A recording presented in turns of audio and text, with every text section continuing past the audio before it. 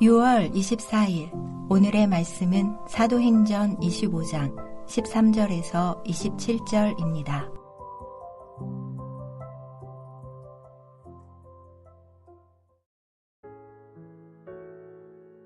수일 후에 아그리빠 왕과 버니게가 베수도에게 문안하러 가이사랴에 와서 여러 날을 있더니 베수도가 바울의 일로 왕에게 고하여 이르되 벨릭스가 한 사람을 구류하여 두었는데 내가 예루살렘에 있을 때에 유대인의 대제사장들과 장로들이 그를 고소하여 정죄하기를 청하기에 내가 대답하되 무릇 피고가 원고들 앞에서 고소사건에 대하여 변명할 기회가 있기 전에 내주는 것은 로마 사람의 법이 아니라 하였노라.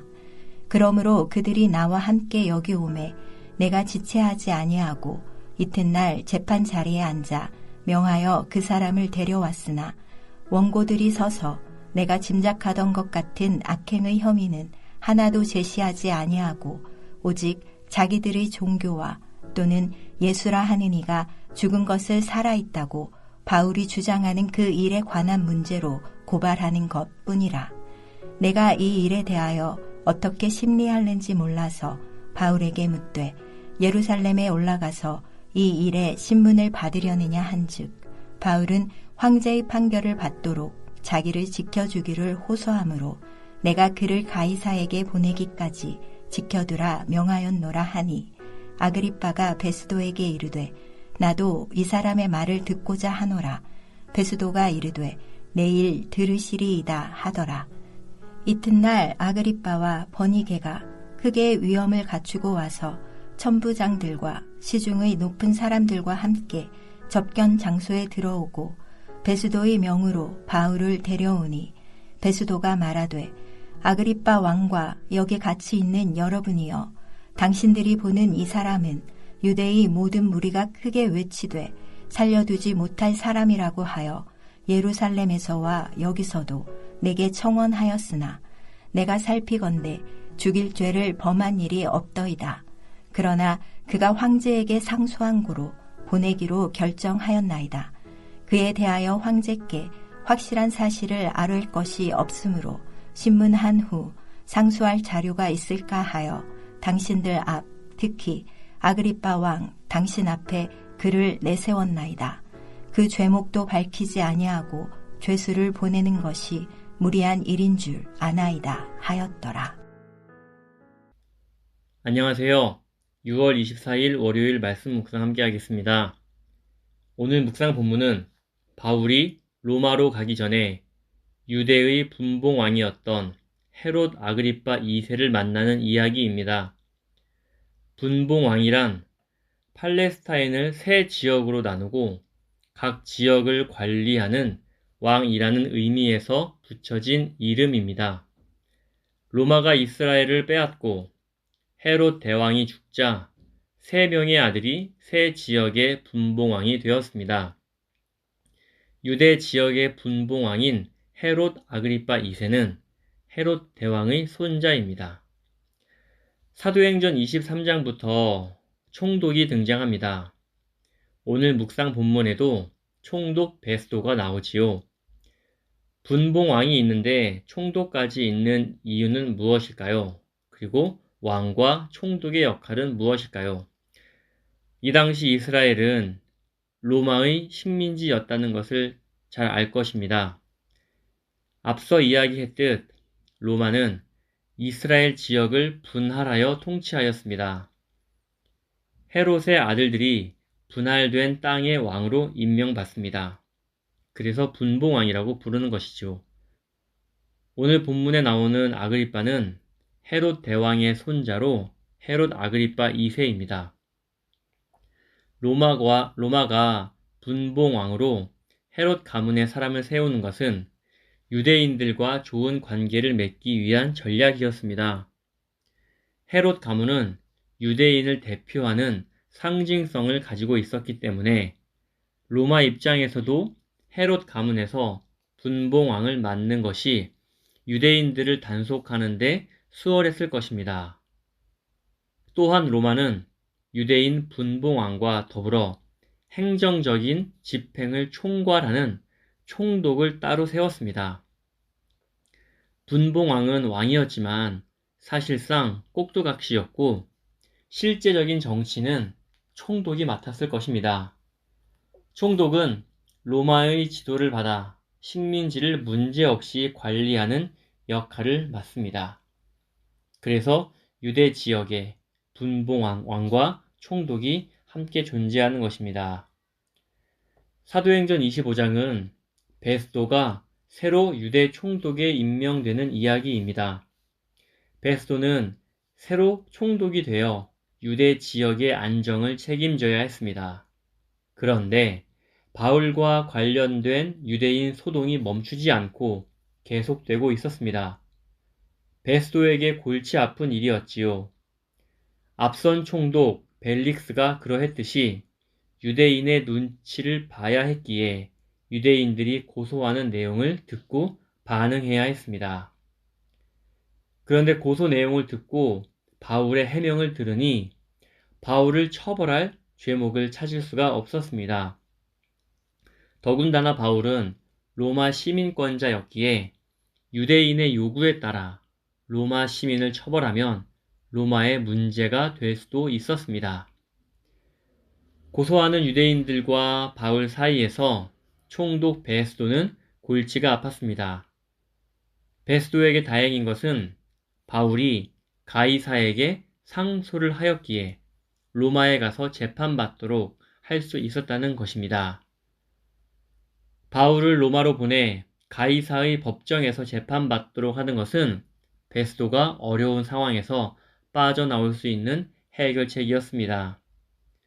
이제 베스도는 바울에 대한 고소건을 황제에게 보고하기 위한 보고서를 작성하는 일이 남았습니다. 하지만 다행스럽게도 베스도는 이 어려운 상황에서 벗어날 길이 있었습니다. 바로 아그리빠가 신임 총독으로 임명된 것을 축하하기 위해 의례적 방문을 한 것입니다. 아그리빠는 유대인의 종교 문제에 대한 전문가라고 평판이 나 있었고 베스도는 자신의 보고서를 작성함에 있어서 아그리빠에게 도움을 받을 수 있을 것이라 희망했습니다. 본문 13절을 보면 아그리빠와 함께 온 버니게라는 여성이 등장합니다. 버니게는 아그리빠의 누이였으며 여러 비문에 버니게를 여왕으로 호칭하고 있음을 발견할 수 있습니다. 이로 보아 버니게는 그 당시에 꽤 영향력을 행사했던 여성이었음을 알 수 있습니다. 베스도는 아그리빠의 방문을 기회 삼아 그와 상의합니다. 베스도는 벨릭스가 바울을 죄수로 가두어 둔 것, 그리고 자신은 로마의 정의의 원칙에 철저히 맞게 그들에게 대답한 사실 등을 아그리빠에게 말했습니다. 로마의 정의의 원칙에 따르면 피고는 공개적인 재판정에서 자신에 대한 고발의 내용을 듣고 그 고발에 대해 변호할 기회를 반드시 가져야 했습니다. 베스도는 로마의 재판 원칙을 잘 따르고 있는 사람입니다. 베스도는 먼저 바울을 고소한 유대인들의 이야기를 들었습니다. 그런데 악행의 혐의 같은 것은 제시하지 않고 오직 자기들의 종교와 또는 예수라 하는 이에 죽은 것을 살았다고 바울이 주장하는 그 일에 관한 문제만 말할 뿐이었습니다. 베스도는 당혹스러웠고 이 일을 어떻게 처리해야 할지 몰랐습니다. 다행히 바울은 가이사에게 상소했고 베스도는 가이사에게 보낼 상소문을 작성만 하면 되었습니다. 그런데 문제는 베스도 자신이 상소문에 적어야 할 바울의 죄목을 확신할 수 없다는 점이었습니다. 그래서 아그리빠에게 바울을 신문해 달라고 요청합니다. 26장에서 바울이 아그리빠 앞에서 변론하는 내용이 나옵니다. 오늘 본문에서 한 가지 질문이 생깁니다. 바울은 왜 황제에게 재판받기를 원했을까요? 바울은 로마 시민권자이기 때문에 로마 황제에게 재판을 받을 수 있는 권리가 있었습니다. 21절을 보면 바울은 황제의 판결을 받도록 자기를 지켜주기를 호소하였다라고 말합니다. 여기에서 지켜주기를 호소하였다가 나오기 때문에 지금 가이사랴에서 재판을 받으면 목숨이 위험할 것 같아 로마로 가려고 한 것처럼 본문을 이해할 수 있습니다. 그런데 이 21절은 지금 베스도가 아그리빠에게 하는 말임을 알아야 합니다.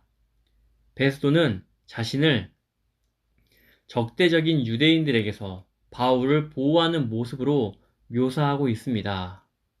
과연 그럴까요?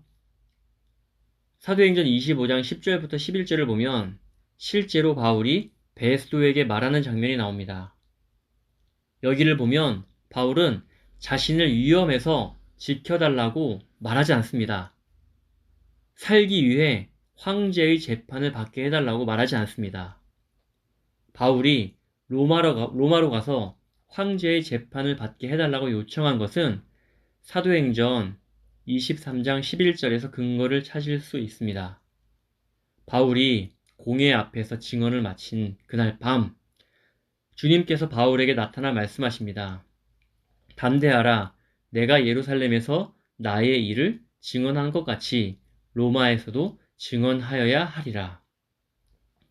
바울이 로마로 가서 황제의 재판을 받기를 요청했던 것은 로마에 가서 복음을 전하기 위해서였다고 보는 것이 가장 타당합니다.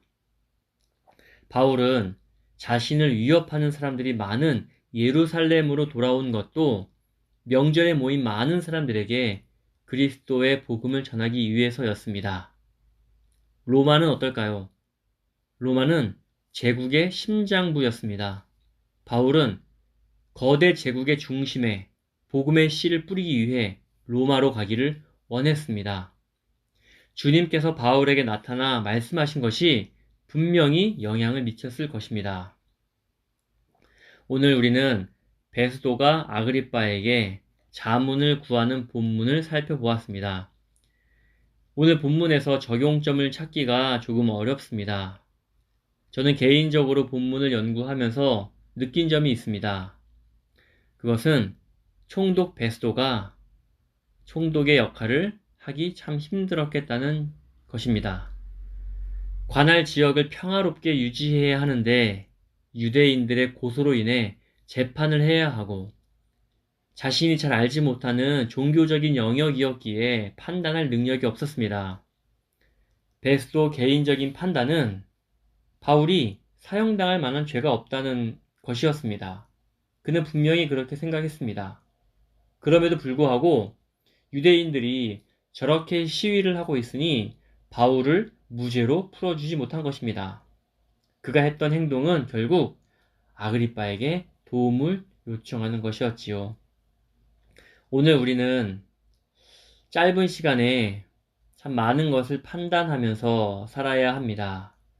매일 뉴스에 보도되는 다양한 사건들을 접하면서 무엇이 옳고 그른지 판단해야 합니다. 요즘 의정 갈등은 극도로 심각해지는 형국이지요. 국민의 한 사람으로서, 기독교인으로서 이 사태를 어떻게 바라보고 판단해야 할지 참으로 고민스럽습니다. 이뿐만 아니라 정치, 경제, 자본주의 사회에서 살아가는 우리 기독교인들이 어떠한 행동을 취해야 하는지 정말 어려울 때가 있습니다.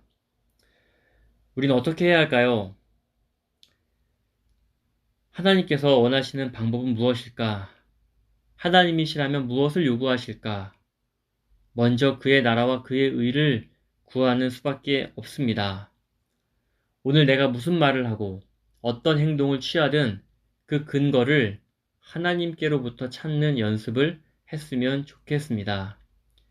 만약 판단이 서지 않으면 유보하는 태도도 중요합니다.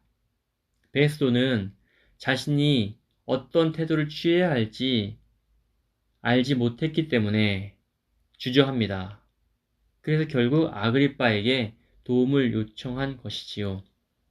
사랑하는 성도 여러분, 우리는 오늘 하루 이 세상을 살아가면서 어떤 말을 하기 전에, 어떤 행동을 취하기 전에 먼저 하나님의 나라와 그분의 뜻을 구했으면 좋겠습니다.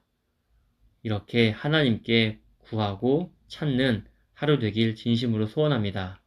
기도하겠습니다. 전능하신 하나님, 우리는 지혜가 부족합니다. 저희를 불쌍히 여겨 주십시오. 갈등을 겪고 있는 대한민국 사회에서 어떻게 살아가야 할지 가르쳐 주십시오.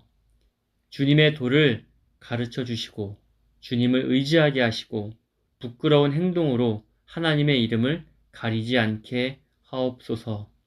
하나님의 도움을 필요로 하는 우리에게 주의 긍휼과 인자하심을 베풀어 주시길 간절히 바랍니다.